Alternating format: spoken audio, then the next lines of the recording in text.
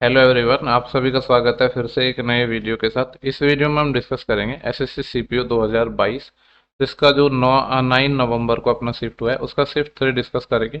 इससे पहले मैंने शिफ्ट 1 और शिफ्ट 2 डिस्कस कर लिया है। ठीक है, अगर आप लोगों ने अब तक वो वीडियो नहीं देखा है तो जाके वो वीडियो देखो, उसके बाद अपना शिफ्ट 3 देखना। ठीक है, वैसे तो किसी भी को भी पहले या बाद में देख सकते हो, उससे फर्क नहीं पड़ेगा। इसकी मैंने अलग से एक प्लेलिस्ट बना दी है जिससे आपको वीडियो ढूंढने में परेशानी होगी। जब आप चैनल पे जाओगे तो वहाँ पे आपको एक प्लेलिस्ट मिल जाएगी, या जो भी आप वीडियो देख रहे हो उसके जब आप डिस्क्रिप्शन बॉक्स में जाओगे तो वहाँ पे आपको मैंने प्लेलिस्ट की लिंक दी है। आई थिंक स्टार्टिंग में ही मिल जाएगी, तो वहाँ से भी आप देख सकते हो। ठीक है, बाकी देखो, कुछ लोग बोल रहे थे कि मैं एक दिन में 3 3 शिफ्ट अपलोड करूँ, तो मैं आप लोगों को बता दूं कि तीन क्या, मैं सोच रहा हूँ कि मैं इसको 2 से 3 दिन के अंदर पूरी कंप्लीट करवा दूँ। ठीक है, मैं जितना जल्दी हो पाएगा मैं ट्राई कर रहा हूँ कि मैं इसको कंप्लीट करवा दूंगा, और बहुत ज़्यादा टाइम नहीं लगेगा, ये मैं कंफर्म बोल सकता हूँ। मैक्सिमम 2 डेज के अंदर आपको सारी वीडियोस मिल जाएंगी, क्योंकि देखो, आप, मुझे भी पता है कि ये सीजीएल का एग्जाम आ गया है, तो आप लोगों को भी, आपके पास भी टाइम की थोड़ी कमी है। ठीक है, बाकी अगर आपको सेशन पसंद आता है तो लाइक कमेंट शेयर जरूर करना है। और कुछ लोगों के कमेंट इसलिए भी आ रहे थे कि इंग्लिश में मैं सॉल्यूशन कर रहा हूँ। देखो यार, एक ही लैंग्वेज में मैं प्रोवाइड करवा सकता हूँ, मुझे तो किसी लैंग्वेज से कोई प्रॉब्लम नहीं है। मैं हिंदी में भी पढ़ा सकता हूँ, इंग्लिश में भी पढ़ा सकता हूँ, दोनों में मैं कंफर्टेबल हूँ। वैसे मैं हिंदी में ही करता हूँ अगर मैं खुद की बात करूँ तो, लेकिन दोनों लैंग्वेज हो जाती है, उसमें कोई इतनी प्रॉब्लम वाली बात नहीं है। पर काफ़ी लोगों को प्रॉब्लम आती है, और थोड़ी मेजोरिटी है वो हिंदी मीडियम्स की है। उस चीज़ को ध्यान में रखते हुए, और अभी मेरे पास बाइलिंगुअल क्वेश्चन अरेंज नहीं हो पा रहे, तो इसलिए मैं अभी एक ही लैंग्वेज में क्वेश्चन आपको प्रोवाइड करवा पा रहा हूँ। बाकी कोशिश करो थोड़ा मैनेज कर लो। ठीक है, ज़्यादातर जो टर्म होती है उनको तो मैं एक्सप्लेन कर ही देता हूँ। चलो स्टार्ट करते हैं। देखो, पहला क्वेश्चन है अपना साइन ए प्लस बी, और डिवाइड है साइन ए कॉस बी। देखो, टिग्नोमेट्री के ऐसे सवालों में आपके पास दो तरीके होते हैं, या तो आप वैल्यू पुटिंग करो, वैल्यू पुटिंग नहीं करना है तो आपको बेसिक से करो। देखो, वैल्यू पुटिंग से ऐसा होता है कि कभी कभी ना एक से ज़्यादा ऑप्शन फंस जाते हैं, तो अगर आपको बेसिक चीज़ें आती है तो चीज़ें आपके लिए काफ़ी आसान हो जाएंगी। जैसे अगर आपको पता है कि साइन ए प्लस बी क्या होता है, मैं लिख रहा हूँ क्योंकि मुझे पता है काफ़ी लोगों को नहीं पता होगा। तो साइन ए प्लस बी होता है sign A cos B plus cos A sine B. ठीक है, कॉस ए साइन बी, ये होता है अपना साइन ए प्लस बी। अब मैंने, चलो इसको लिख ही दिया तो इसी को यूज कर लेता हूँ एक बार और, क्यों लिखना। ये तो मैंने साइन ए प्लस बी को लिख दिया। ठीक है, ये सिर्फ साइन ए प्लस बी की वैल्यू है, और डिवाइड में हो रहा है अपना साइन ए कॉस बी, ये हो रहा है। इसको आपको डिवाइड करना है। ठीक है, तो अलग अलग डिवाइड कर लो। जब आप पहले टर्म और दूसरे टर्म को डिवाइड करोगे तो साइन ए से साइन ए, कॉस बी से कॉस बी, सब कुछ कट जाएगा, सिर्फ वन बचेगा प्लस। दूसरे को डिवाइड करोगे तो यहाँ पे कॉस ए है और यहाँ पे साइन है, तो कॉस बटे साइन तो अपना कॉट आता है, और ये क्या है, साइन बी बटे कॉस बी, ये क्या आएगा, टेन बी आएगा। तो अपना आंसर आएगा 1 plus cot A, cot A, cot A इसमें नहीं है, प्लस वाला होगा, और प्लस वाला ये भी नहीं है, 1 plus cot A plus 10 B. Option number fourth है इस सवाल का सही आंसर हो जाएगा। आई होप आपको सवाल क्लियर होगा, क्योंकि सिंपल क्वेश्चन था अपना। सेकंड क्वेश्चन की मैं बात करूंगा, इसको थोड़ा सा मिनिमाइज कर लेता हूँ। बोल रहे कि 7 सेंटीमीटर त्रिज्या वाला अपना क्या है, एक 7 सेंटीमीटर त्रिज्या, रेडियस की अगर मैं बात करूँ तो 7 है, और हाइट की बात करूँ तो 8 है।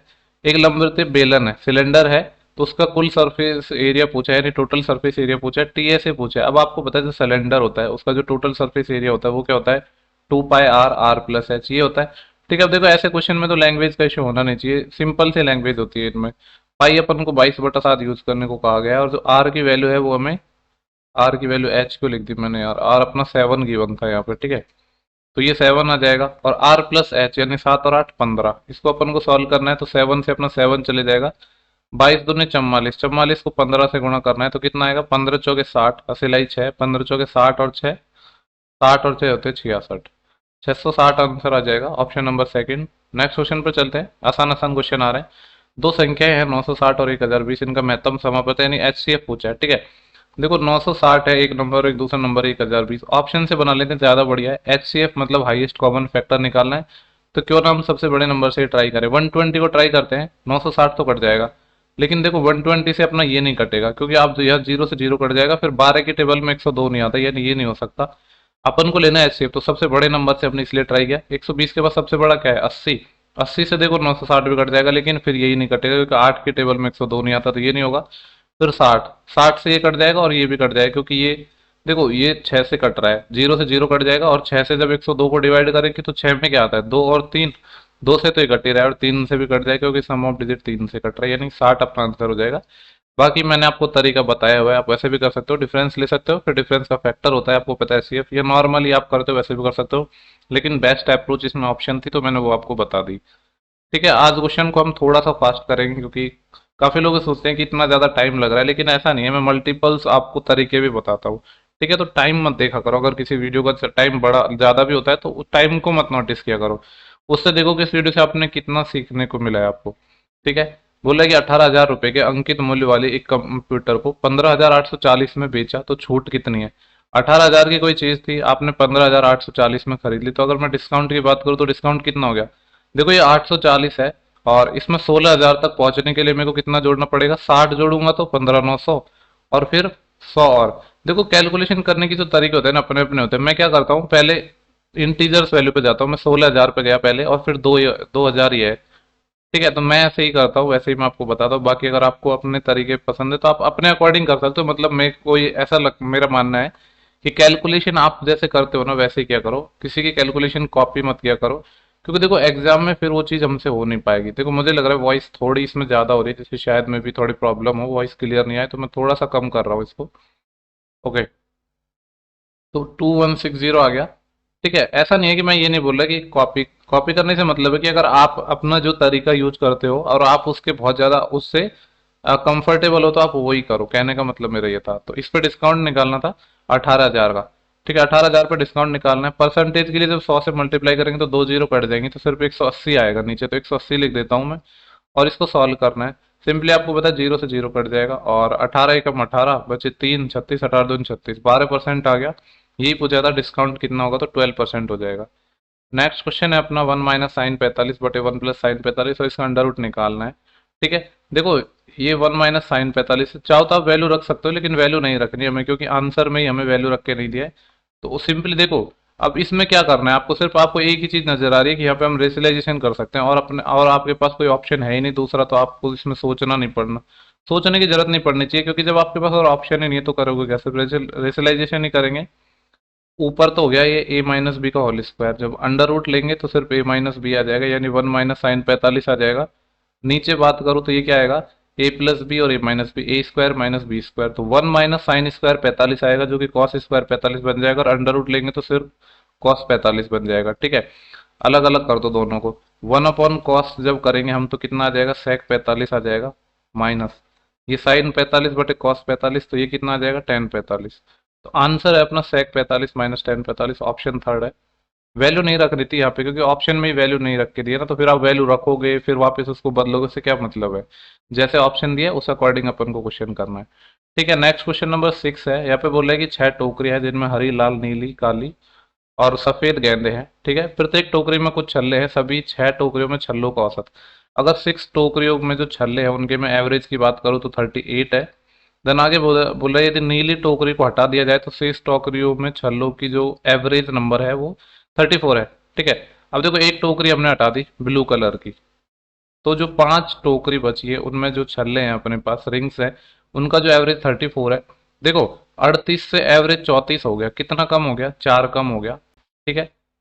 और ये कितना हो गया, 6 से 5, एक कम हो गया। अगर मेरे को निकालना है ना छठी टोकरी में मतलब नीली टोकरी थी छठी, उसमें कितने छल्ले थे, तो इसके मैंने कई सारे तरीके बताए आपको। ये मैं सबसे सिंपल वाला तरीका बता रहा हूँ। आपने गैप ले लिया, फिर क्या करना है आपको, साइन को भूल जाना है। -1 को आप करोगे पहले, मतलब लास्ट में साइन को इग्नोर कर देना, क्योंकि वो हमने बड़ी वैल्यू से छोटी वैल्यू पे हम आ रहे हैं। तो -1 को गुणा करेंगे इस वाली वैल्यू से क्रॉस में, यानी ऐसे, तो ये -34 आ जाएगा।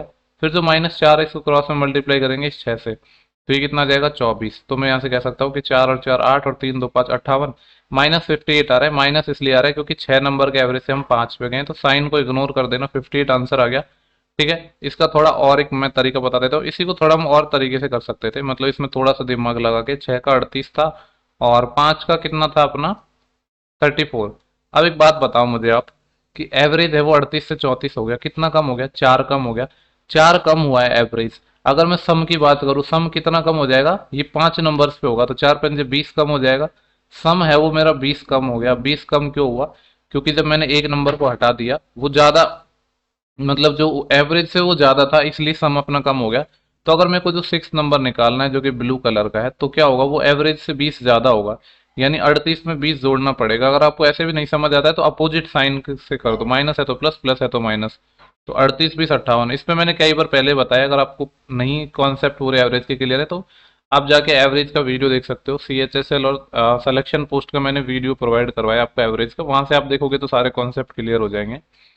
नेक्स्ट क्वेश्चन है कि दी गई तालिका में हमें क्या निकालना है। स्कूल डी में जीव विज्ञान को चुनने वाले विद्यार्थियों की संख्या निकालनी है। देखो सबसे पहले तो बात करते हैं स्कूल डी की, तो स्कूल डी ये रही, और नामांकित विद्यार्थियों की कुल संख्या की अगर मैं बात करूँ तो 800 है इसके अंदर। ठीक है, नामांकित विद्यार्थियों का प्रतिशत जिन्होंने जीव विज्ञान चुना है, हमको भी तो ये निकालना है कि जीव विज्ञान को चुनने वाले विद्यार्थियों की संख्या, बेसिकली यहाँ पे तो विद्यार्थियों की संख्या ही पूछी है, ये सारा डेटा परसेंटेज में है। ठीक है, तो 800 टोटल लोग हैं, लेकिन सिर्फ 20% लोग ऐसे हैं जिन्होंने जीव विज्ञान चुनी, तो 20% कितना हो जाएगा अपना, 20 × 160। ठीक है, 160 पीपल हो जाएंगे। फिर जो लास्ट अपनी शिफ्ट थी उसमें इनसे रिलेटेड डेटा पूछा गया था, लेकिन इसमें ऐसा नहीं है, सिंपली क्वेश्चन पूछ लिया। ओके, क्वेश्चन नंबर 8 है ना, इसको चाहो तो आप वैल्यू पुटिंग से कर लो या फिर आप नॉर्मली कर सकते हो, लेकिन जब वैल्यू पुटिंग करोगे तो जीरो वगैरह नहीं पुट कर सकते, क्योंकि फिर उससे आपके आंसर फंसेंगे। तो या तो आपको दोनों को अलग अलग कांस्टेंट वैल्यू लेने को, उससे बढ़िया हम बेसिक से कर लेते हैं। देखो यहाँ पे m-n है और यहाँ पे भी m-n का होल क्यूब है, तो m-n कॉमन आ जाएगा इसमें से। ठीक है, क्या बचेगा यहाँ से, जब m-n कॉमन ले लिया तो यहाँ से बचा m² + n² माइनस, यहाँ m-n कॉमन ले लिया तो m-n का होल स्क्वायर बचा अब। ठीक है, अब m-n का होल स्क्वायर बच रहा है, तो इसके होल स्क्वायर को मैं खोल देता हूँ, तो क्या आएगा m² और बाहर माइनस का है, साथ में माइनस साइन भी यूज करो, प्लस का n² आएगा लेकिन बाहर माइनस का है तो -n², माइनस का 2mn आएगा लेकिन बाहर माइनस है तो प्लस हो जाएगा 2mn।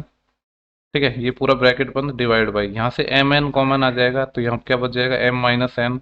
अब इसको थोड़ा सॉल्व कर लो तो अपना आंसर आ जाएगा। देखो यहाँ से m² n² तो कट गए अपने, mn से अपने mn भी कट गया, m-n से m-n कट गया, कुछ नहीं बचा, सिर्फ 2 बचा है अपना, तो 2 इसका आंसर हो जाएगा, ऑप्शन थर्ड। ठीक है, सिंपल क्वेश्चन था। ओके, जो अपना नेक्स्ट क्वेश्चन है, क्वेश्चन नंबर 9 है, इंपॉर्टेंट क्वेश्चन है। ठीक है, थोड़ा सा ठीक क्वेश्चन लग रहा है। क्या बोला गया यहाँ पे कि एक वस्तु है जिसको एक निश्चित कीमत पर बेचा जाता है, एसपी नहीं पता है किस कीमत पर बेचा जाता है, लेकिन बोला कि एक निश्चित कीमत पर हमने बेचा। आगे बोल रहा है तो वास्तविक प्रॉफिट परसेंटेज निकालना था। ठीक है, लेकिन ये अपन को नहीं दिया कितने में बेचा, तो आगे कुछ दिया है, जबकि वस्तु को विक्रय मूल्य यानी जो एसपी के 3/8 पे अगर मैं बेचता हूँ तो 45% का लॉस होता है। देखो 3/8, 8 नीचे आ रहा है, यानी पहले मैं मान लेता हूँ कि पहले मैं इसको 8 रुपये में बेचता था, लेकिन अब न्यू एसपी की मैं बात कर रहा हूँ, तो अब क्या बोल रहा है ये 8 का, यानी जो एसपी का 3/8 में मैं बेच रहा हूँ, यानी मैं कह सकता हूँ कि 3 में बेच रहा हूँ मैं।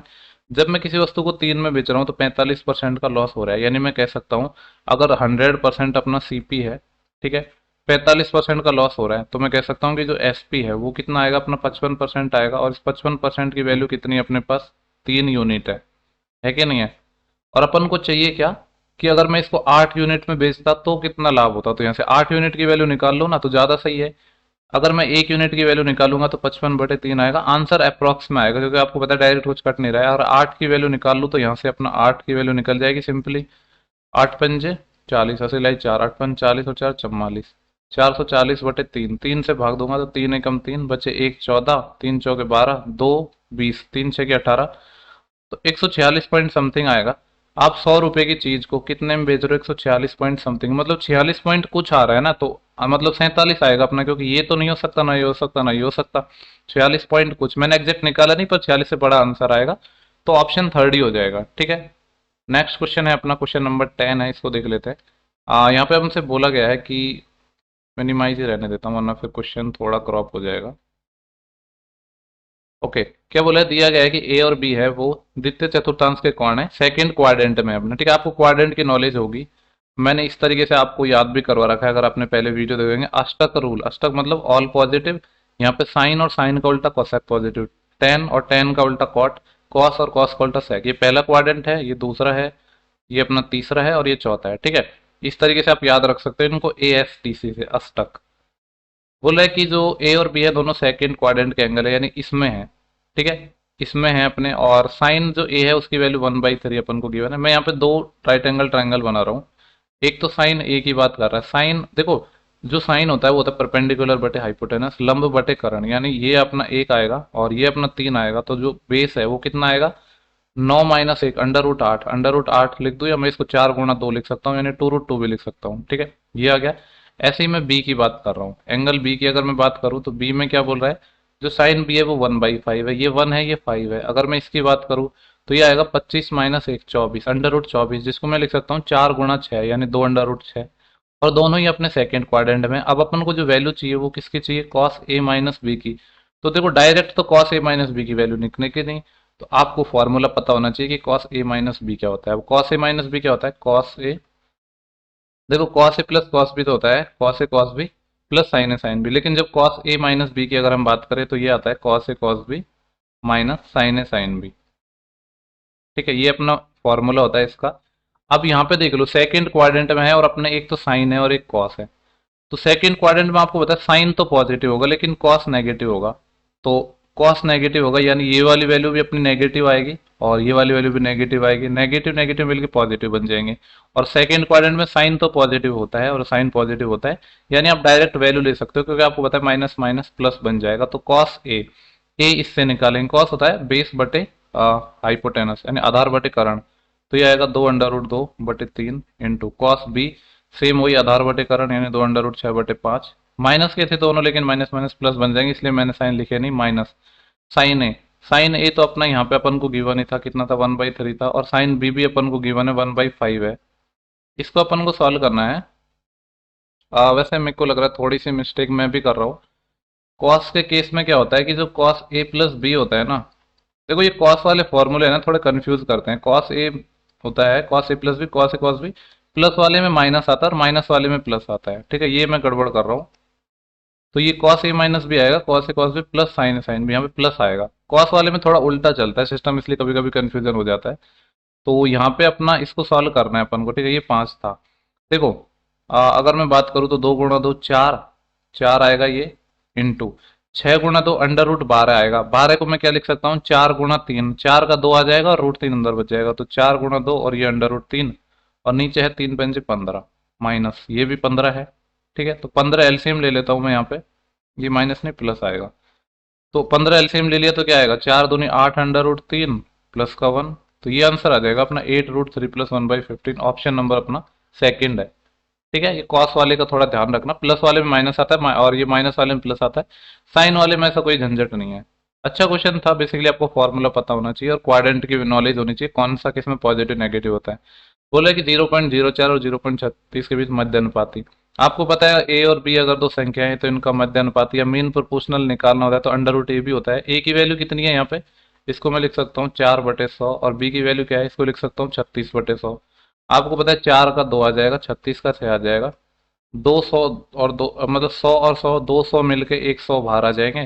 तो आएगा 12/100 यानी 0.12 आ जाएगा। 12 है ऑप्शन नंबर 4। तो नेक्स्ट क्वेश्चन है वो अपना है क्वेश्चन नंबर 12। यहाँ पे क्या बोल रहा है कि एक नाव है 7 घंटे और 30 मिनट में 40 किलोमीटर धारा की दिशा में और 25 किलोमीटर धारा के अपोजिट में। ठीक है, क्या बोल रहा है कि 40 किलोमीटर तो धारा की दिशा में तो x + y, और 25 किलोमीटर अपोजिट डायरेक्शन में यानी x - y, और ये जो टाइम ले रही है कितना ले रही है, 7 घंटे 30 मिनट, यानी मैं कह सकता हूँ 7.5 घंटे ले रही है। सेकेंड केस गिवन है यदि 10 घंटे में 48 किलोमीटर धारा की दिशा में यानी x + y और 36 किलोमीटर धारा के अपोजिट डायरेक्शन में यानी x - y। आपको पता है जो बोट स्ट्रीम का कॉन्सेप्ट है वो ट्रेन वाले से जस्ट उल्टा होता है। इसमें फ्लो की डायरेक्शन में ज़्यादा स्पीड जुड़ जाती है जबकि ट्रेन वगैरह में अपनी घट जाती है, क्योंकि इसमें जब आप फ्लो में बहोगे तो स्पीड बढ़ेगी नाव की, मतलब जो फ्लो की स्पीड है वो नाव के साथ ऐड हो जाती है। इसमें लग रहे थे 10 घंटे। पूछा क्या इसने, शांत जल में नाव की चाल, यानी बेसिकली मेरे से वाई पूछा गया है, वाई नहीं एक्स पूछा गया है। एक्स की वैल्यू मुझे फाइंड करनी है। तो देखो अब एक्स की वैल्यू हम कैसे फाइंड कर सकते हैं, यहाँ पे हमें करना क्या होगा, अगर आप इसको ऑप्शन से बनाना चाहते हो तो ऑप्शन से बना सकते हैं। देखो कैसे बनाते हैं ऑप्शन से, मैं आपको बता देता हूँ। मैंने ऐसे क्वेश्चन में पता है कभी भी क्वाड्रेटिक इक्वेशन वगैरह आपको नहीं बताई अगर आपने पहले वीडियोस देखे हैं तो। देखो एक चीज आपको पता है कि यहाँ पे जो x + y की वैल्यू है वो क्या होगी, वो इस तरीके से होगी कि 40 का ही कोई फैक्टर होगी, होगी ना, बिल्कुल होगी। अब देखो यहाँ पे 40 का कोई फैक्टर होगी तो 40 के तो काफी सारे फैक्टर होते हैं, मैं कहूँगी 2 भी होता है, 4 भी होता है, 8 भी होता है, 10 भी होता है, इस तरीके से अपने आंसर आएंगे। लेकिन वो इस तरीके से सेटिस्फाई भी करने चाहिए। जैसे सपोज कि मैं क्या ले लेता हूँ, इस वाले में लेके देखता हूँ जो सेकंड वाले इंटीजर वैल्यू बन रही है ना यहाँ पे। जैसे अगर x + y को मैं सपोज 8 ले लेता हूँ, 8 लूंगा तो ये 6 आएगा। तो फिर x - y को मेरे को कितना लेना पड़ेगा, मतलब x + y, ये जो सेकंड टर्म है ये मिलके जब ये 6 आ गया अपना 8 लेने पर तो ये 4 बनना चाहिए। 4 जब बनेगा जब x - 9 होगा, तो ये तो पॉसिबल नहीं है, यानी x + y 8 से बड़ा आएगा क्योंकि x + y की वैल्यू बड़ी आएगी ना x - y से। आप सॉल्व करना चाहते हो तो कर सकते हो, बेसिकली आप एक इक्वेशन को वेरिएबल को इक्वल करके, पर मैं वैसे नहीं बताऊंगा आपको। और मैं क्या ले सकता हूँ, 10 ले सकता हूँ या 12 ले सकता हूँ। जैसे अगर मैं 12 लेता हूँ, 12 लूंगा तो कितना आएगा, 48/12 यानी 4 आएगा। तो फिर x माइनस वाई, ये वाली जो टर्म है इसको कितना होना पड़ेगा, 6 होना पड़ेगा।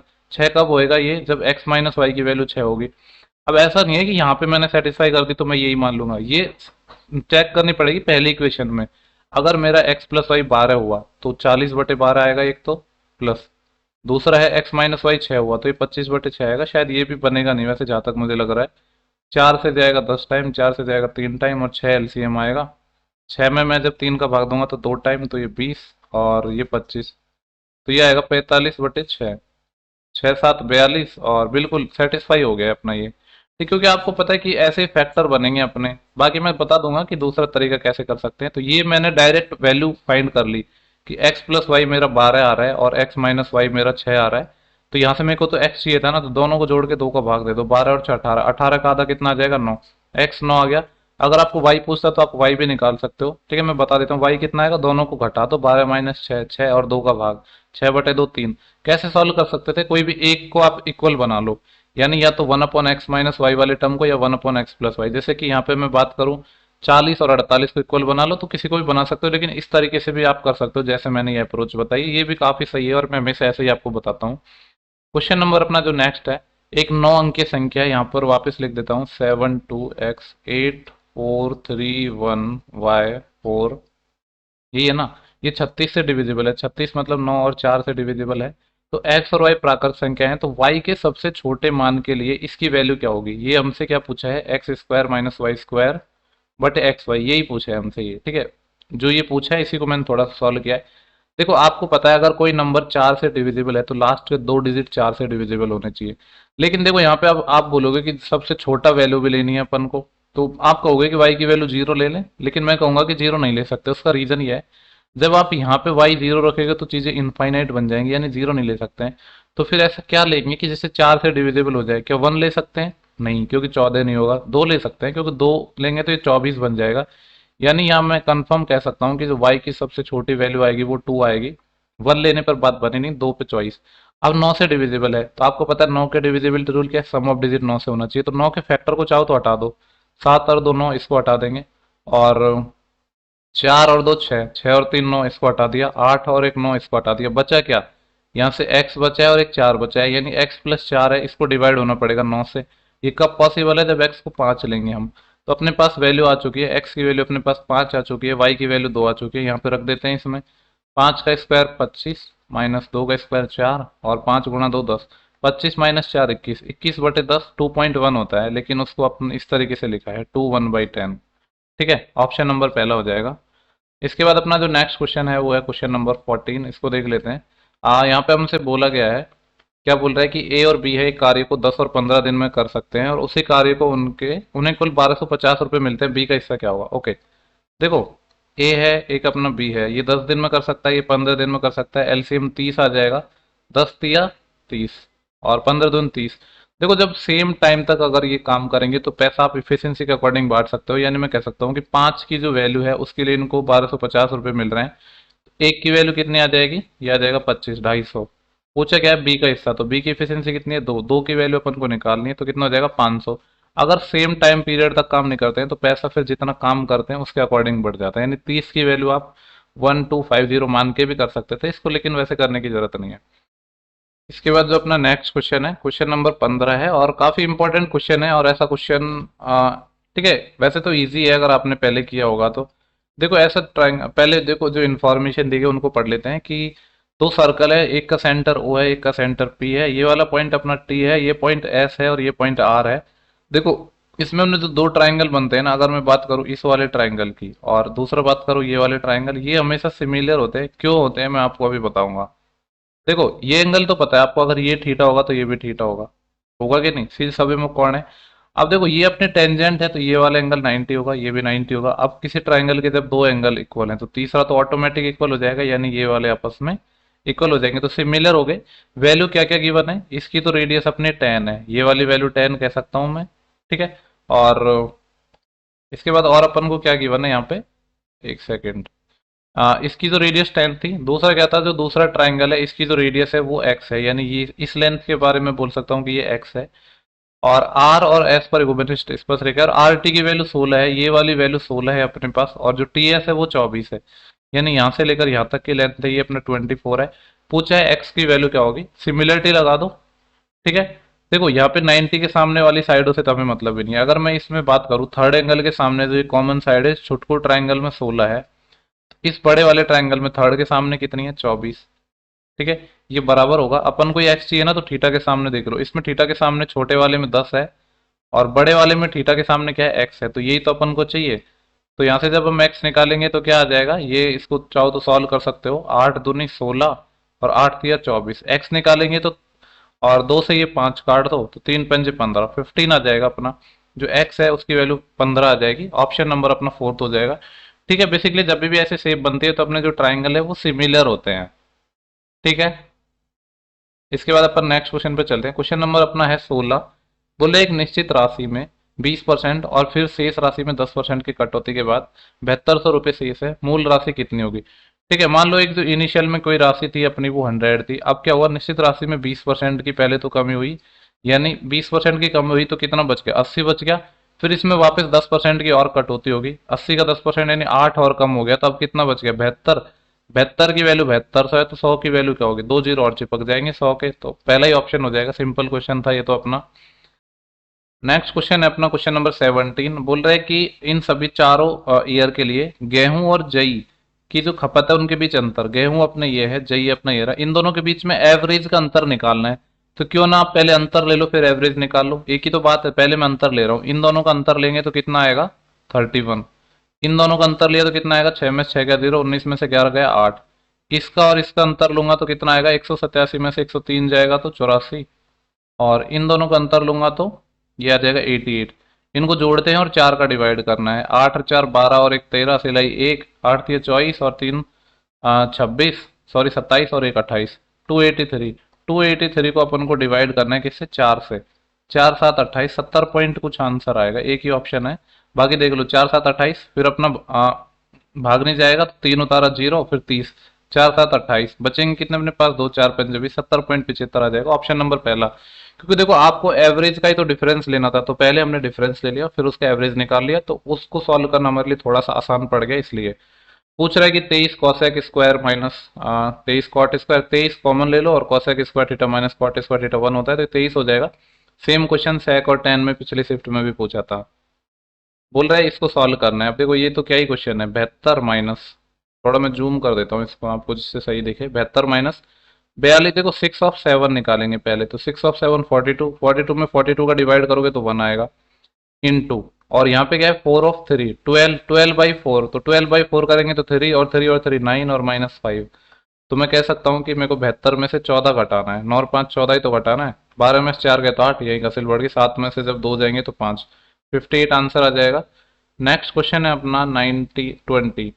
क्या बोला है कि x और y का लघुत्तम समापवर्त यानी एलसीएम अपन को गिवन है 441, और उनका महत्तम समापवर्त जो एचसीएफ है वो 7 है, और बोला x की वैल्यू 49 है। देखो आपको पता है कि पहले नंबर को अगर मैं दूसरे नंबर से मल्टीप्लाई कर दूं तो ये बराबर होता है एलसीएम इंटू एचसीएफ, ये चीज तो आपको पता ही होगी। ठीक है, और जैसे अगर मैं यहाँ पे बात करूँ x की वैल्यू अपन को 49 गिवन है, यानी एक नंबर 49 गिवन है, दूसरे बार नंबर के बारे में नहीं पता, ये बराबर हो जाएगा एलसीएम अपन को गिवन है 441 और इनका एचसीएफ भी गिवन है 7, तो इसको सॉल्व कर लो, सिंपली अपना आंसर आ जाएगा। 7 से इसको काटूंगा मैं 7 टाइम, फिर इस 7 से इसको काटूंगा, तो 7 6 की 42 और बचेंगे कितने, 2 21 7 21, तो 63 आ गया अपना दूसरा नंबर। यही हमसे पूछा गया था कि दूसरा नंबर जो y है उसकी वैल्यू क्या होगी।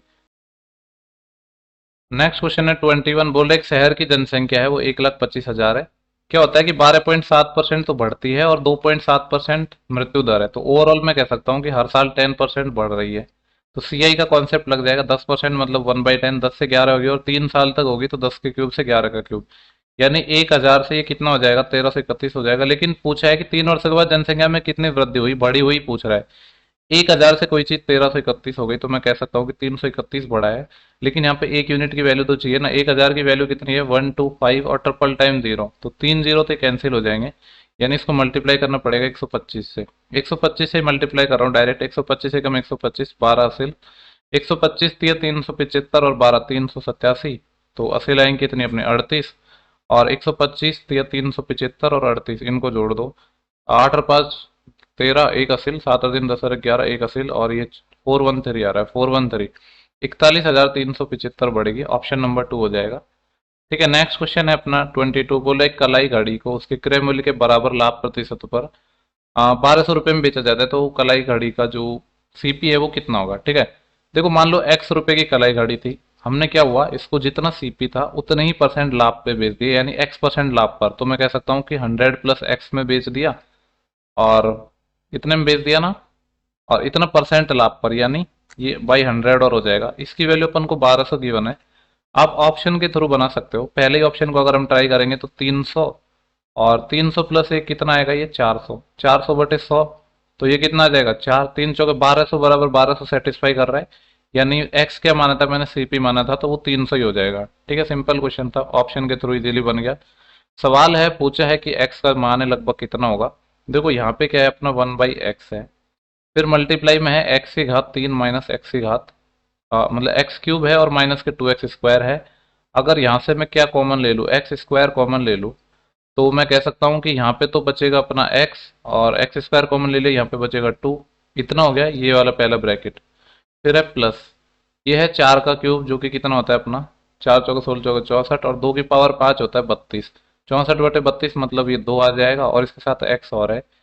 ये पूरा जो ब्रैकेट है इसके साथ मंजिला ब्रैकेट था, ये अपना करली ब्रैकेट, और ये डिवाइड हो रहा है किससे, 25 से। ठीक है, ये 25 से डिवाइड होगा, और इसकी वैल्यू 1 है। इसको थोड़ा सॉल्व करते हैं अपन और फर्दर, तो मैं कलर बदल लेता हूँ। देखो ये x से x कट जाएगा, तो x को जब x से अंदर मल्टीप्लाई करूंगा तो एक तो क्या आएगा अपना 2x आएगा, और एक माइनस में क्या आएगा अपना, ये 2x नहीं सॉरी एक्स स्क्वायर आएगा ना, एक्स स्क्वायर आएगा, माइनस के 2x आएगा, और ये प्लस का 2x है, ये तो कट जाएगा, यानी कह सकता हूँ कि एक्स स्क्वायर है, इसके नीचे में बच्ची सॉरी 25 आ रहा है, इसकी वैल्यू 1 है, तो एक्स की वैल्यू क्या आएगी, एक तो 5 आएगी, एक -5 आएगी। ठीक है, 5 आपको आंसर नहीं करना है, क्योंकि जब एक्स स्क्वायर अपना 25 है तो फिर एक्स की दो वैल्यू आती है। ठीक है, ये गलती आपको नहीं करनी है। रूट की वैल्यू पॉजिटिव होती है, लेकिन ये स्क्वायर में है एक्स स्क्वायर, तो उसकी वैल्यू 2 होती है। नेक्स्ट क्वेश्चन डीआई का है। पूछा क्या है कि 2019 में कंपनी बी में भर्ती किए गए कर्मचारियों की संख्या, 2019 ये रहा, और कंपनी बी कौन सा है, ये जो मिड वाली वैल्यू है यानी 18, तो बी में भर्ती किए कर्मचारियों की संख्या 21 में कंपनी सी में भर्ती किए गए कर्मचारियों की संख्या का कितना परसेंट है। ओके, 2021 ये रहा, और सी मतलब लास्ट वाला, इसकी वैल्यू निकालनी है। इतना पता है कि 100 से ऊपर आंसर आएगा, 18/17। ये ऑप्शन नहीं हो सकता, ये नहीं हो सकता। अब देखते हैं कि एग्जैक्ट आएगा कितना, और मुझे लग रहा है सेम डेटा पर किसी ना किसी शिफ्ट में मैंने सवाल देखा था। इसको सॉल्व करेंगे, देखो कितना आएगा, ये अपना आएगा। अगर देखो इसको मैं इस तरीके से भी कर सकता हूँ, 1800 को मैं लिख दूँ 1700 प्लस 100। ठीक है, इसको 17 से डिवाइड करना है, तो मैं ये कह सकता हूँ ये 100 तो ये आ जाएगा, और ये 100/17 और आएगा, 17×5 = 85, और 17×6 = 102, 6 के लगभग करीब जाएगा, तो 6 के लगभग करीब 102 वाला तो ऑप्शन नहीं है, यही है 105 पॉइंट, यानी 5.88 और हो जाएगा, इन दोनों को जोड़ोगे तो ये अपना आंसर आ जाएगा। ठीक है, नेक्स्ट क्वेश्चन है अपना 25। वह सबसे बड़ी संख्या ज्ञात करनी है जो 24, 56 और 96 को पूर्णतः विभाजित करती है। सबसे बड़ा नंबर लेना है, ऑप्शन के थ्रू बनाएंगे। सबसे बड़ा नंबर मेरे को 8 ही नजर आ रहा है, 8 से चेक करते हैं, 24 डिवाइड होता है, 8 से 56 भी डिवाइड होता है, 8 से 96 भी डिवाइड होता है। सबसे बड़े की बात करेगी थी, ऑप्शन में 8 ही नजर आ रहा था, वही अपना आंसर हो गया, बाकी को चेक करने की जरूरत ही नहीं है। नेक्स्ट क्वेश्चन है कि पंजाब में पहाड़ों की लंबाई है उड़ीसा में नदियों की लंबाई से कितने प्रतिशत अधिक है। पंजाब का है अपना, पंजाब ये रहा, और पहाड़ों की लंबाई यानी जो पहली वाली लाइन है ये इसको रिप्रेजेंट करेगी, यानी ये वाली वैल्यू जो 40 है। पंजाब में पहाड़ों की लंबाई है, उड़ीसा में नदियों की लंबाई से कितने परसेंट अधिक है। उड़ीसा ये रहा, और नदी कौन सा है, जो ये थर्ड वाली लाइन है, यानी ये कितनी है 10। तो ये रेशो की बात करता हूँ तो 4:1 आएगा। ये बोल रहे एक से ये कितना ज्यादा है, 3 ज्यादा है। अगर परसेंटेज में बात करूँ तो कितना ज्यादा है, 300% ज्यादा है। ऑप्शन नंबर सेकंड हो जाएगा। क्वेश्चन नंबर नेक्स्ट 27 है। एक खोखले गोला है जिसकी जो त्रिज्या 21 सेंटीमीटर है। एक अपना गोला है खोखला, त्रिज्या 21 है, इसके केंद्र से गुजरने वाले एक तल द्वारा इसे दो बराबर भागों में बांट दिया। बेसिकली देखो दो बराबर भागों में क्या बांटता है, आपका डायमीटर ही बांटेगा, ये डायमीटर हो गया। और बोल रहा है गोलार्ध के वक्र पृष्ठ क्षेत्रफल, ठीक है, ये इसको दो पार्ट्स में बांट दिया। यहाँ पे मान लो कहीं सेंटर होगा, और इसकी रेडियस अपने 21 गिवन थी। तो बोल रहा है इसका जो क्या पूछ रहा है कि गोलार्ध मतलब अब हेमिस्फेयर की बात कर रहा है, कोई भी एक पार्ट की, तो इसका पृष्ठीय क्षेत्रफल यानी कर्ड सरफेस एरिया, हेमिस्फीयर का कर्ड सरफेस एरिया निकालना है और उसका भी 75%। आपको पता है इसका जो कर्ड सरफेस एरिया होता है 2πr² होता है, उसका निकालना है 75%। 75% मतलब 3/4 निकालना है। ये 2 से 2 टाइम कट जाएगा, बाकी वैल्यूज रख देते हैं यहाँ पे। मैं पाई की वैल्यू 22/7 इंटू आर क्या है अपना 21 है, तो इसको लिख दिया 21 गुणा 21।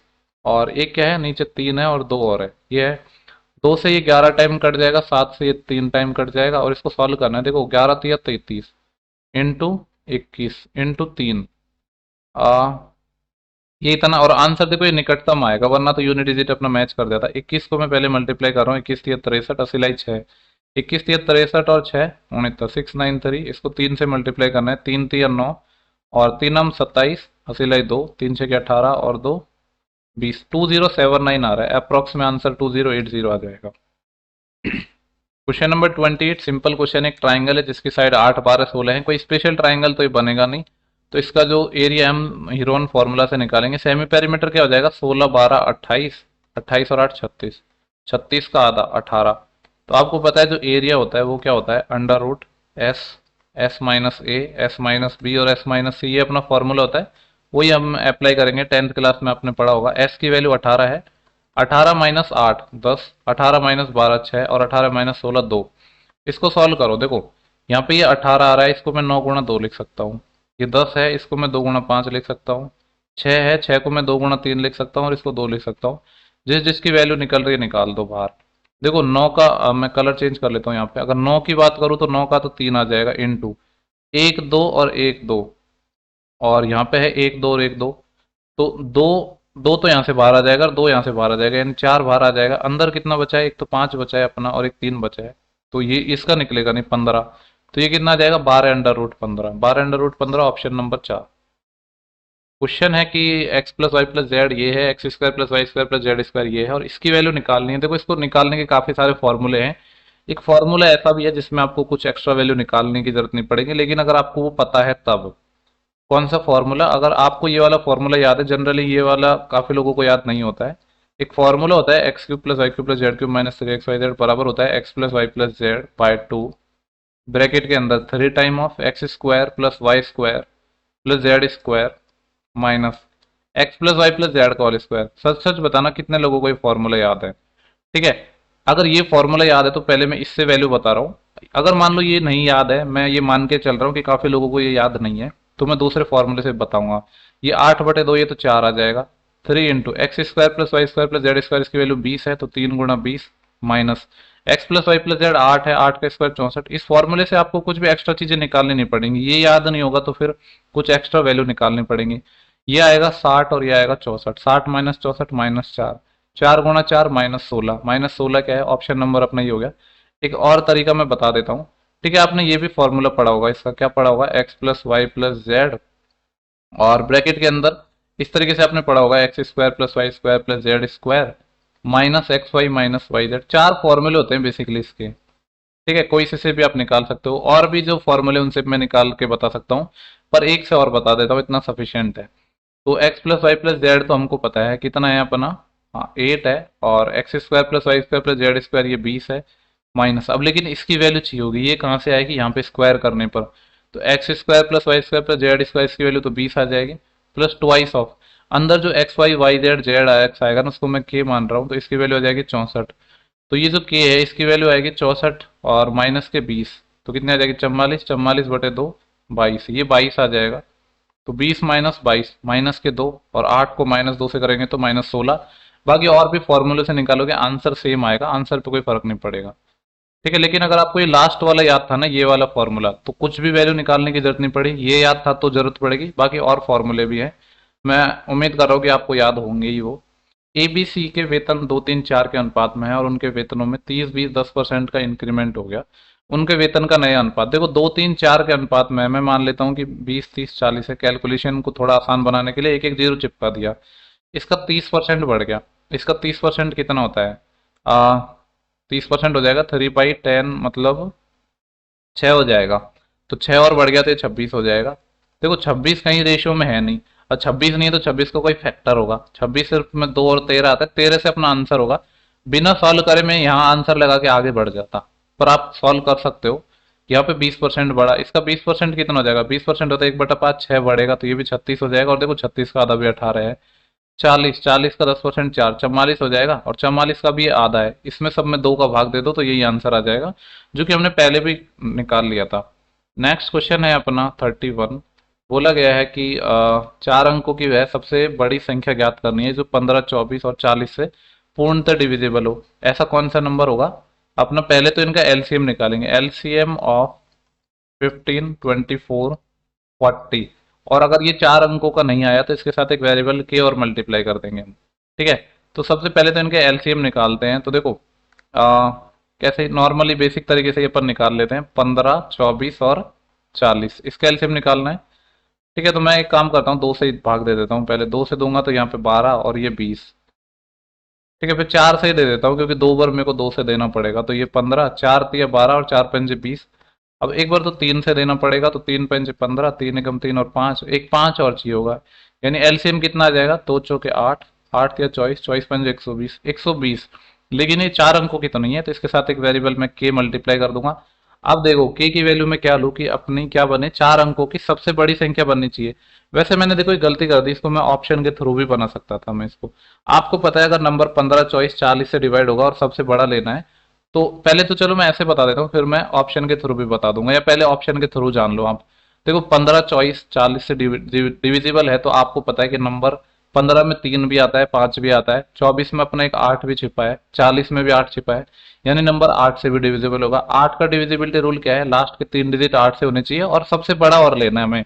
तो पहले सबसे बड़ा चेक करेंगे, तो ये है 999, लेकिन ये तो सिंपली दिख रहा है कि 8 से डिविजिबल नहीं होगा, तो फिर 24 से कैसे हो जाएगा या 40 से कैसे हो जाएगा, ये नहीं हो सकता। इसके बाद इससे छोटा 99, 80 है, लेकिन ये भी 8 से नहीं होता है, तो ये नहीं होगा। फिर 9960 है, ये 8 से होता है, बिल्कुल होता है, और 5 से भी होता है, और 9, 9, 18 से 24, यही हो जाएगा अपना। ठीक है, बाई ऑप्शन ये बड़ा ही आसानी से बन जाता। ठीक है, मैंने पहले ध्यान नहीं दिया। अगर आपको बाई ऑप्शन नहीं बनाना, अब हमने एलसीएम ले लिया, पूरे प्रोसेस से बनाना है, तो यहाँ पे देख लो कि के की ऐसी क्या वैल्यू लेंगे जिससे अपना जो आंसर है वो यहाँ पे आ जाएगा। ठीक है, और आप ले सकते हो, तो मैं जैसे कहूँ कि जो सबसे बड़ी वैल्यू होती है अपनी वो होती है 9999, ये होती है ना। अगर मैं इसके पीछे क्या लगाऊं, 120 है, अगर मैं 10 से मल्टीप्लाई करता हूं तो 1200 ही आएगा। ठीक है, 10 से मल्टीप्लाई किया तो 1200 आया, लेकिन मेरे को जाना है किसके आसपास, 10,000 के आसपास। तो 8 से मल्टीप्लाई कर दूंगा यानी 9600 आ गया। लेकिन 9600 भी अभी कम है, और हम जोड़ेंगे इसमें। तो लेकिन जो जोड़ेंगे वो 120 के मल्टीपल में ही जोड़ेंगे, तो 12 तिया 36 और 12 चौके 48, 48 ज्यादा हो जाएगा, और 12 तिया 36, 360 सही रहेगा अपना, क्योंकि चार जब 12 चौके 48 400 से जोड़ूंगा 10,000 से ज्यादा चले जाएगा। तो 96 और 3 99, 99 60 आ जाएगा, ये अपना ऑप्शन नंबर थर्ड हो गया। बाकी बाई ऑप्शन करना था इसको, वो बेस्ट तरीका था इसका। इंपॉर्टेंट सवाल है, बोला है कि 550 से 700 के बीच में ऐसे नंबर लेने हैं जो डिविजिबल हो 12, 16 और 24 से, और हर एक स्थिति में 5 रिमाइंडर दें। तो जो नंबर होगा वो किस तरीके से होगा, एलसीएम ऑफ दिस, ये 12, 16, 24, इसका के टाइम अगर जरूरत पड़ी तो, प्लस इसमें हम क्या ऐड करेंगे, जब सेम रिमाइंडर बताए तो 5 और। देखो इसका एलसीएम कितना आ जाएगा, 24, 16, 48, 48 आ जाएगा इसका एलसीएम। तो 48 के प्लस 5 टाइप का नंबर होगा। अब देखो के की अगर मैं सबसे पहली वैल्यू बात करूं, अपन को जो स्टार्ट करना है वो 550 से और 700 के बीच में अपनी वैल्यू लाई करनी चाहिए। 10 लिया तो 480, अगर मैं 11 लूंगा और ये 50 भी होता तो 11 पंजे 55, 550 ही आता। ठीक है, और 5 जोड़ूंगा फिर भी ये कम रह जाएगा क्योंकि मैंने 2 ज्यादा से मल्टीप्लाई किया। कहने का मतलब ये है कि बराबर 12 पहला नंबर आएगा जो इस रेंज में लाई करेगा, तो 13 भी हो जाएगा, 14 पंजे 70, 14 भी हो जाएगा, 15, 15 5 75, 15 नहीं हो पाएगा। देखो ये 3 ही नंबर हो पाएंगे, चाहे तो आप चेक कर लो। तो अपने जो नंबर्स हैं वो किस तरीके से हो जाएंगे, पहला नंबर हो जाएगा अगर मैं आपसे बात करूं तो 48 गुणा 12। ठीक है, दूसरा नंबर क्या होगा, और देखो इसमें 5 और ऐड करूंगा, तो अब इसको कैलकुलेशन को मैं थोड़ा सा स्मार्ट तरीके से हम कर सकते हैं। 48 तो मैं कॉमन ले रहा हूँ हर किसी में, तो एक तो नंबर आएगा 48 गुणा 12, 48 गुणा 13 और 48 गुणा 14। इसके बाद 5 और ऐड करना था हर नंबर में, तो 3 टाइम यहाँ 15 अब ऐड कर देता हूँ ना। अब इसको सॉल्व करना है, 14, 13, 27, 27 और 12, 39, यानी आएगा 38 इंटू 39।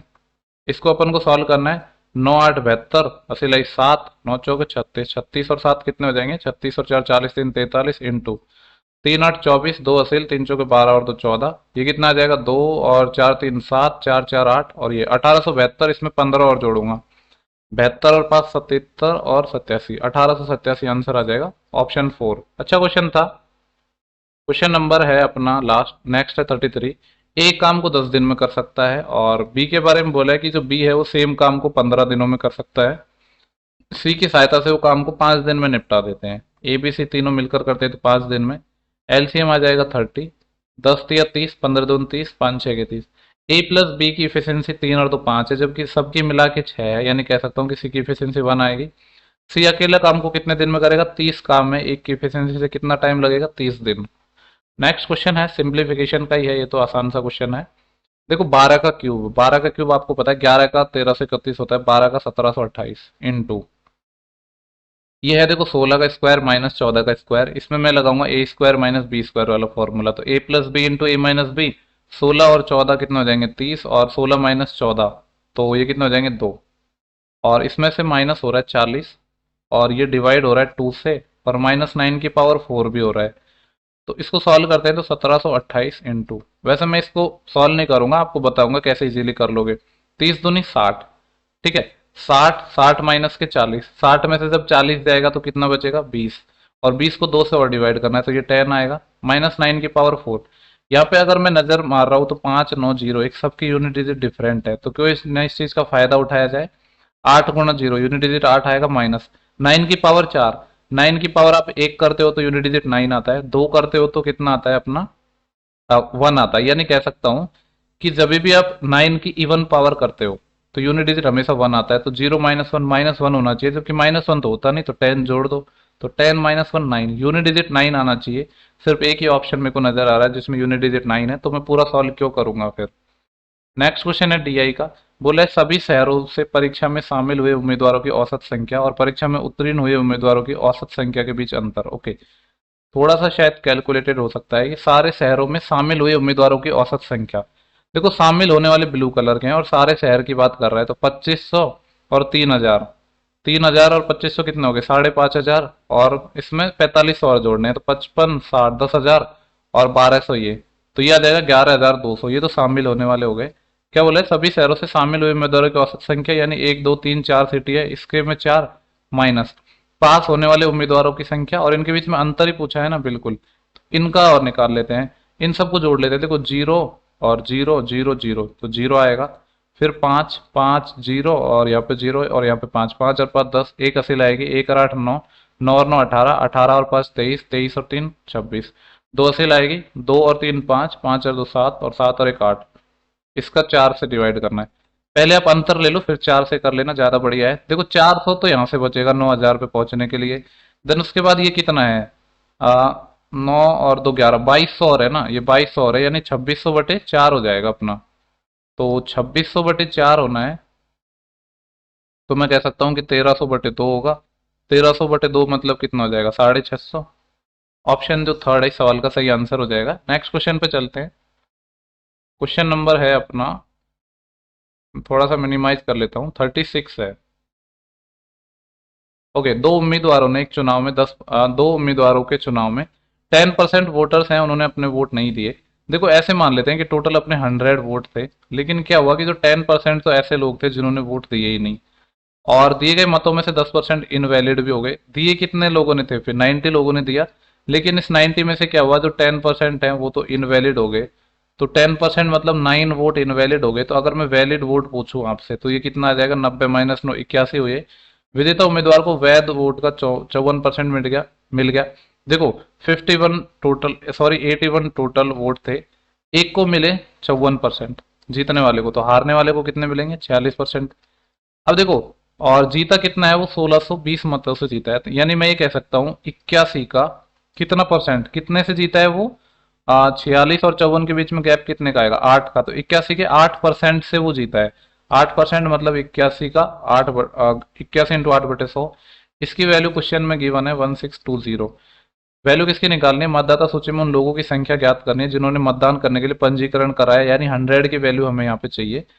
इसको सॉल्व कर लेते हैं। देखो 81 से काट देता हूँ डायरेक्ट, 81 का डबल होता है 162, ये आ जाएगा। और अगर मैं देखूँ तो यहाँ पे ये जो 100 है इधर मल्टीप्लाई होगा तो जीरो और इसके पीछे दो जीरो और 8 से भागिए तो 1 यूनिट की वैल्यू आई है, हमें चाहिए 100 की।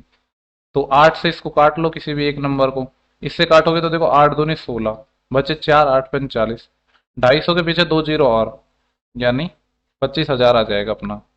नेक्स्ट क्वेश्चन है, डीआई का क्वेश्चन है ये, मे भी डेटा आपको दिख भी नहीं आ रहा हो, काफी छोटा छोटा लिखा हुआ है। ठीक है, देखते हैं पूछा क्या है। यदि 1996 में श्रेणी बी में श्रमिकों की संख्या में 10% की वृद्धि हो जाती है। देखो ये जो डेटा दिया है ये 1995 का दिया है, A B C D F G H के श्रमिकों की संख्या।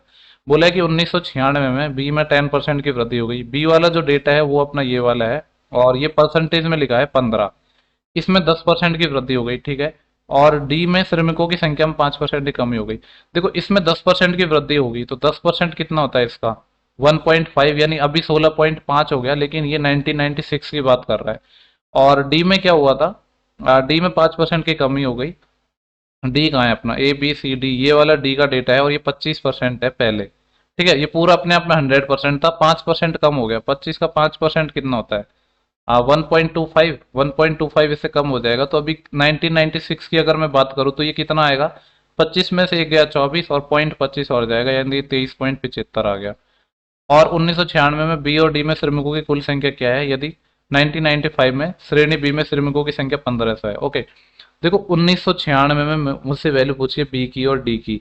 ये अपन ने बी का निकाला था, ये डी का निकाला था, यानी एक तो 16.5 आ जाएगा और एक अपना कितना आ जाएगा, 23.75 आ जाएगा। इनको ऐड कर लो, 5, 7 और 5 12, एक असिल, और 6 और 3 9 और एक 10, एक असिल, 2 और एक 3 4, 40.25% आएगा अभी। लेकिन अपन को डेटा चाहिए ना एग्जैक्ट। पहले 1995 में बी में श्रमिक थे 15, 15 यूनिट की वैल्यू 1500 है, यानी एक यूनिट की वैल्यू 100 है। तो इसको कुछ नहीं करना, सिर्फ 100 से मल्टीप्लाई करना है। जब 100 से मल्टीप्लाई करोगे तो ये 2 पॉइंट हट जाएंगे और आंसर अपना यही आ जाएगा। तो 4025 अपना आंसर होना चाहिए। ऑप्शन देखते हैं, 4025 ऑप्शन 4 है। नेक्स्ट क्वेश्चन पे मैं चलता हूँ, क्वेश्चन नंबर 38 है अपना। बोला गया है एक त्रिभुज के दो कोण इक्वल हैं, एक ट्राइंगल है जिसके दो एंगल तो इक्वल हैं और तीसरा एंगल 70 है। तीसरा एंगल 70 है, बाकी बचे हुए एंगल 110 हो जाएंगे और इक्वल हैं तो कितने कितने के हो जाएंगे, 55 55 के हो जाएंगे, 55 दूनी 110। पूछा है प्रत्येक अज्ञात कोण की माप निकालना है। बेहद ही हलवा क्वेश्चन है। नेक्स्ट क्वेश्चन डीआई का है और देखते हैं पूछा क्या है। विभिन्न विषयों में 5 छात्रों द्वारा अंकों का परसेंटेज गिवन है। ये बोला है मोहन द्वारा प्राप्त औसत अंक प्रतिशत में कितने हैं। पहले तो मोहन को पकड़ते हैं, ये रहा। और पूछ रहा है कि औसत अंक कितने हैं। देखो ये डेटा परसेंटेज में है, 300 में से ये 70% लाया है, यानी मैं कह सकता हूँ कितना लाएगा, 210 लाया है। 300 में से 75% लाया है, 75% होता है 3/4, यानी मैं कह सकता हूँ 4 से जब मैं इसको काटूंगा तो 4 7 28 और बचेंगे कितने, 75 का 3 गुना, 70 का 3 गुना 210 हो जाता, लेकिन 15 और, तो 225। ये जो लाया है यहाँ पे अंक, ये 225 लाया है। ये 80% लाया है, 150 का 80% कितना हो जाएगा, 120। ये 65% लाया है तो इसका 65% कितना हो जाएगा, 65/100, यानी 65 का 3 गुना। 60 का 3 गुना 180 होता है और 5 का 3 गुना 15 और, तो ये 195 मार्क्स लाया है। ये 85% लाया है 200 का, तो इसका 85% कितना हो जाएगा, 170, 170 यहाँ पे लाया है। टोटल मार्क्स ऐड कर लो इसके, 5 और 5 10, 10 का जीरो, एक असील, एक और 7 8, 8 और 9 कितने हो जाएंगे, 17, 17 और 2 19, 19 और 2 21, 21 और एक 22, दो असील वापस, दो और एक 3, 3 और एक 4, 4 और एक 5, 5 और 2 7, 7 और 2 9, 920 लाया है। लेकिन कितने में से लाया है, ये टोटल देखो, ये था अपना टोटल। ये कितना है टोटल अपना, यहाँ पे देखो 300 और 300 600, 600 और 300 900, 900 और 200 1100, 1100 और ये 150, 1250 में से लाया है इतना। परसेंटेज के लिए 100 से मल्टीप्लाई, एक जीरो से एक जीरो चले जाएगा। ठीक है, और ऑप्शन पे मैं थोड़ा सा नजर डाल लेता हूँ, अपने ऑप्शन काफी क्लोज से लग रहे हैं। इसको थोड़ा और फर्दर काटेंगे तो 5 से काट लेता हूँ मैं, या 25 से ही कट जाएगा, ये 25 पंजे 125 और 25 से ही काट लेता हूँ। नीचे तो 25 पंजे 125, ऊपर काटूंगा तो देखो 25 तिया 75, बचेंगे कितने अपने ये, 15 और 2 17 बचे, 17 बचे ना। और अब मैं क्या उतारूंगा फिर, ये 170 हो जाएगा और 25 छः की होते हैं 150, फिर 20 बचेंगे, 225 अंठे, एक मिनट थोड़ी कुछ गड़बड़ कर दी शायद कैलकुलेशन करने में, वापस कर रहा हूँ। यहाँ पे लिख लेता हूँ नीचे, ये अपना है 9200, इसको अपन को डिवाइड करना है 125 से। ठीक है, पहले 5 से कर लेते हैं। 5 से जाएगा अपना ये 25 टाइम, और 5 से इसको काटूंगा तो 5 एकम 5, 4 42, 5 8 40, 2 5 के बीच 0। अब 25 से कर रहा हूं मैं डायरेक्ट, 25 छः 150, 25 अंत 175, बचेगा कितना अपने पास 9, 90 हो जाएगा। और तो 25 थी 75, यानी 73 पॉइंट करके आंसर आएगा। लेकिन दो ऑप्शन है, तो 25 थी 75, फिर बचे कितना यहाँ पे 15, तो 150 हो जाएगा, और 25 छः 150 एग्जैक्ट आएगा 73.6। नेक्स्ट क्वेश्चन है अपना कि एक दुकान में 8% की छूट प्रदान की जाती है यदि छूट के बाद जो भुगतान की जाने वाली कुल राशि है 5,000 से अधिक है। ठीक है, तो 20% की अधिक अतिरिक्त छूट प्रदान की जाती है। देखो क्वेश्चन किस तरीके से है, एक दुकान में अपन को 8% का डिस्काउंट दिया जाता है, लेकिन अगर हम जो अमाउंट पे कर रहे हैं वो 5,000 से ज्यादा है ना, तो 20% की एक एडिशनल डिस्काउंट और मिलेगा आपको। और एक ग्राहक है वो 750 रुपए के मूल्य वाले 12 उत्पाद खरीदता है, उसके द्वारा भुगतान की जाने वाली अंतिम राशि क्या होगी। देखो ये एमआरपी की बात कर रहा है, 750 रुपये का एक कोई प्रोडक्ट था, ऐसे 12 प्रोडक्ट ये खरीदता है, तो कितना पे करना था, वैसे तो इसको करना था 0, और 12 पंजे 60, 6 और 12 से 84 और 6 90, 9,000 पे करना होता, लेकिन एक तो इसको 8% का डिस्काउंट मिल गया। ठीक है, तो मैं कह सकता हूं कि जब 9,000 पे 8% का अरे यार ये क्या हो गया, 9,000 पे 8% का डिस्काउंट मिल गया, तो बेचेगा कितने में। या आप ऐसे समझ सकते हो कि 8%, 4% 1/25 होता है, 8% 2/25, 25 पे 2 का डिस्काउंट, तो कितना आ जाएगा ये 23/25 इंटू। अब देखो अमाउंट है जो पे करना है, इसको अभी भी 5,000 से ज्यादा आ रहा है, तो 20% का एक और एडिशनल डिस्काउंट मिलेगा। 20% होता है अपना 1/5, 5 पे 1 की छूट, तो पे कितना करना पड़ेगा 4/5। इसको सॉल्व करेंगे तो अपना आंसर आ जाएगा, 25 से काट लेता हूँ, 25 थी 75, और 15, 25 से 150 0, 5 से काटूंगा तो ये 72 टाइम कट जाएगा, और 23 दूनी 46, और 80 लाई 4, और 23 संते कितने होते हैं अपने 7 ते 21, 161 होते हैं आई थिंक, 161 ये, और कितनी 80 लाई थी अपनी यहाँ पे 4, तो ये 165 हो जाएगा ये, यानी 1656, और इसको 4 से और मल्टीप्लाई करना है, तो 4 6 की 24, 80 लाई 2, 4 पंजे 20 और 22, 80 लाई 2, 4 6 की 24 और 26, 80 लाई 2, 4 एकम 4 और 2 6, 6624, ऑप्शन नंबर सेकंड हो जाएगा। नेक्स्ट क्वेश्चन पर चल रहा हूँ मैं, अपना 41 है, ये भी डीआई का क्वेश्चन है। डीआई के काफी ज्यादा क्वेश्चन पूछे गए हैं, और सारी जो डीआई है वो डिफरेंट डिफरेंट है। ये अपन को इस तरीके से दे रहा है, छात्रों की संख्या है, ये बेसिकली ये परसेंटेज में गिवन है, अपन को परसेंटेज दे रखा है, और छात्रावास में जो छात्रों की कुल संख्या है वो 120 है। यानी मैं ये कह सकता हूँ कि जो 100% है उसकी जो वैल्यू है 120 है। अगर मेरे को 1% निकालने की जरूरत पड़ी तो वो 1.2 आएगा। देखते हैं पूछा क्या है, अंग्रेजी और भोजपुरी बोलने वाले छात्रों का तमिल बोलने वाले से अनुपात। ठीक है, तो ये जो डेटा वेटा है इसकी तो जरूरत पड़ेगी नहीं। अंग्रेजी देखो, ये वाला हिंदी का डेटा है, अंग्रेजी वाला ये है, यानी ये अंग्रेजी मतलब 15 प्लस भोजपुरी, भोजपुरी कहाँ है, ये सबसे लास्ट वाला, ये वाला डेटा भोजपुरी का है 10, 15 + 10 का अनुपात निकालना है तमिल वाले। तमिल वाले कौन सा था, ये वाला हिंदी था, हिंदी के बाद अंग्रेजी, अंग्रेजी के बाद पंजाबी, पंजाबी के बाद तमिल, ये वाला डेटा 5 ये। तो ये कितना आ जाएगा 15 और 10 25, 25/5, तो 5:1 आ जाएगा, ये ऑप्शन नंबर पहला ही हो जाएगा। इसके बाद नेक्स्ट क्वेश्चन है अपना 42, बोल रहे एक आयत का परिमाप एक वर्ग के परिमाप के बराबर है। देखो आयत का पेरीमीटर, अगर मैं आयत की साइड लंबाई L और चौड़ाई अगर B मान लेता हूं, तो जो पेरीमीटर होता है वो क्या होता है, ट्वाइस ऑफ L+B। ये जो पेरीमीटर है ये बराबर है वर्ग के परिमाप, अगर वर्ग की भुजा A है तो वो 4A के इक्वल होगा। आगे बोले थी आयत की लंबाई 10 सेंटीमीटर और चौड़ाई 8 है, दो ये 10 है और ये 8 है, 10 + 8 18, 18 है, तो ये हो जाएगा, यानी ये हो जाएगा 36, और ये 4A के इक्वल है। यहाँ से A निकालना होगा तो 36/4 9 आ गया। A जो वर्ग की भुजा है, पूछा क्या है वर्ग का क्षेत्रफल, साइड अगर A है तो जो वर्ग का क्षेत्रफल साइड का स्क्वायर होता है, तो 9 का स्क्वायर 81 आ जाएगा। नेक्स्ट क्वेश्चन है 43, बोले एक चुनाव में 2 उम्मीदवारों ने भाग लिया। ठीक है, चुनाव में जो 65% मतदाताओं ने अपने मत डाले, देखो मैं मान लेता हूं कि टोटल 100 वोट थे अपने, 65% लोगों ने वोट डाले, 35% ने तो डाले ही नहीं है।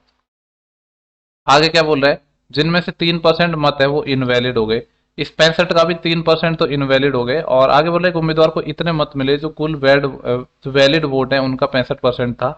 ठीक है, थोड़ा सा कॉम्प्लिकेटेड तो होगा इसको सॉल्व करना, लेकिन इतना नहीं होगा।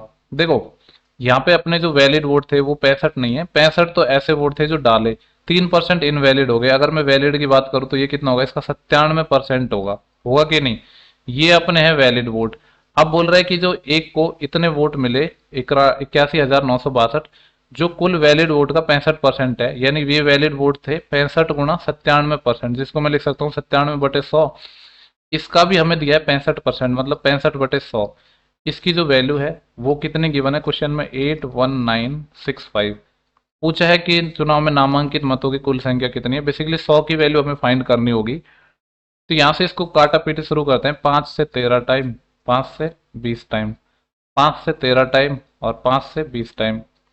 देखो 13 13 आ रहा है, तो 13 से तो ये कटेगा डेफिनेटली। 13 से मैं इसको काटूंगा तो 13×6 = 78 फिर 3 13 3 39 और 13 5 65। वापस 13 से कटना चाहिए, 13 चौके 52, बचे कितने यहाँ पे 11 110 और 13 8 104, बचे 6 65, 13 5 65, ये हो गया। और अगर मैं यहाँ से 1 यूनिट की वैल्यू निकालूं तो ये 485 आया है। ये किससे मल्टीप्लाई होगा, 20 × 20 400 से होगा ना। और इसमें ये जो 97 है इससे डिवाइड और हो जाएगा, लेकिन हमें वैल्यू चाहिए 100 की, तो 100 से और मल्टीप्लाई कर देंगे। इसको सॉल्व करेंगे तो अपना आंसर आ जाएगा।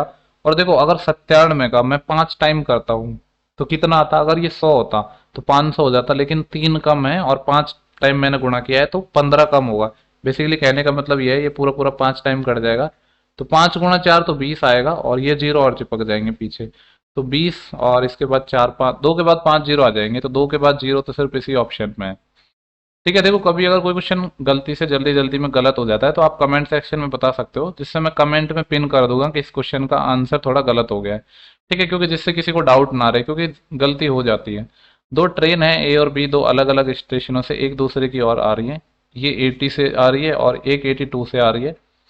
बोल रहा है कि जब वे 1 घंटे 30 मिनट के बाद मिलती हैं, जब रेलगाड़ियों ने चलना शुरू किया तो वे एक दूसरे से कितनी दूर थी। ओके, देखो सिंपल सा अपना सवाल है। बोले 1 घंटे 30 मिनट बाद ये मिलती है, और अगर रिलेटिव स्पीड की मैं बात करूं, अपोजिट डायरेक्शन में आएंगे तो जुड़ जाएंगे, 162 किलोमीटर पर आवर की स्पीड से चलेंगे। तो 1.5 घंटे बाद ये मिली, तो मैं ये कह सकता हूँ कि जब मिली नहीं, जब ये नहीं मिली थी, तो जितनी दूरी 1.5 घंटे में इतने तय की उन्होंने, वही इनके बीच की दूरी हो जाएगी। तो 162 किलोमीटर पर आवर के हिसाब से 1.5 घंटे मतलब कि 3/2 आवर में चली गई दूरी हमसे पूछ रहा है। 2 से 81 टाइम, और 81 का 3 गुणा होता है 243। ठीक है, ऑप्शन नंबर सेकंड हो जाएगा। क्योंकि देखो ये अपना, काफी लोग इसमें ऐसे होंगे कि पहले मीटिंग टाइम निकालेंगे, वो निकालने की जरूरत ही नहीं है ना। ऐसा क्वेश्चन मेंस में भी आया था, अगर आपको याद हो, सीजीएल मेंस 2021 में। ये नेक्स्ट डीआई का क्वेश्चन है। बोले निम्नलिखित में से किस संयोजन के संबंध में दी गई अवधि में वाहनों की बिक्री मैक्सिमम थी। ऑप्शन से बनाते हैं ऐसे क्वेश्चन को। देखो अगर मैं इसको देखूं तो आप ये देखो कि सबसे बड़ा बड़ा डेटा आपको कहाँ दिख रहा है। एक तो हमें जो बात करनी है वो 2011 की बात करनी है, 14 की बात करनी है, 12 की बात करनी है। और देखो ये 1 मिनट, अच्छा ए बी सी डी, अच्छा ये सब लिखने की जरूरत ही नहीं है। ये तो आसान क्वेश्चन है, यहाँ पे पूरे सबका नहीं पूछा है, अलग अलग पूछा है। देखो ए की बात कर रहे हैं और 2011 में ये है अपना 7 के बाद ये जितने भी जीरो हैं। अगर मैं डी की बात करूं और 2014 में ये रहा, देखो ये तो इक्वल ही है अपने। अगर ए और मैं डी की बात करूं तो ये तो ऑप्शन होने से ही रहे, क्योंकि इक्वल तो नहीं होंगे ना। एक ही ऑप्शन है, ऑप्शन के ऑप्शन तो गिवन नहीं है। और डी का 2012 में डी ये रहा, 2012 ये रहा, और यहाँ पे भी यही सेम ही है, ये भी नहीं होना तो यही हो जाएगा। बाकी चेक भी कर सकते हो, बी का 2014 में, 2014 ये है और बी है, देखो 71 आ गया यहाँ पे। तो ये तो सिंपल क्वेश्चन था अपना। नेक्स्ट क्वेश्चन है अपना 46। अमित और सुमित है एक ही पॉइंट से अपोजिट डायरेक्शन में 6 और 4 से चल रहे हैं। 4 घंटे के बाद वे एक दूसरे से कितनी दूर होंगे। सेम ऐसा क्वेश्चन दो क्वेश्चन पहले ही हमने किया है। एक 6 की स्पीड से इधर जा रहा है, एक 4 की स्पीड से इधर आ रहा है। जो रिलेटिव स्पीड है वो कितनी हो जाएगी, 10 kilometre per hour.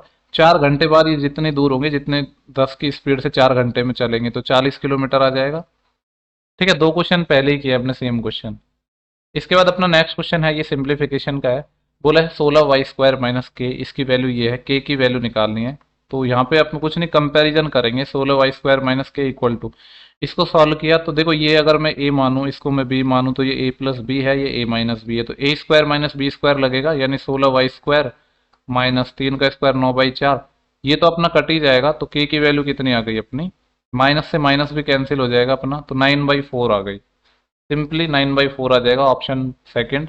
Next question है अपना। बोले निम्नलिखित आकृति में जो पीटी है उसकी वैल्यू 12 है, ये वाली वैल्यू 12 है, और जो पीबी है यानी ये वाली वैल्यू 24 है। हमें चाहिए ए बी की वैल्यू।